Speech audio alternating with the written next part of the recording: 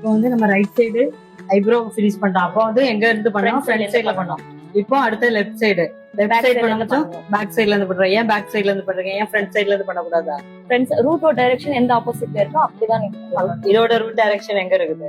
இந்த சைடு இருக்கு, ஸ்ட்ரைட்டா இருக்கு. அதனால அப்படிதான் இங்க இங்க பண்ணும்போது ஆப்போசிட்ல பண்ணோம்.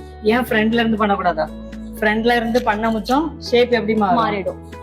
இங்க பிடிக்க முச்சோம் இங்க டைரக்டா ஷேப்புக்குள்ள என்ன செஞ்சிரும்? போயிரும்.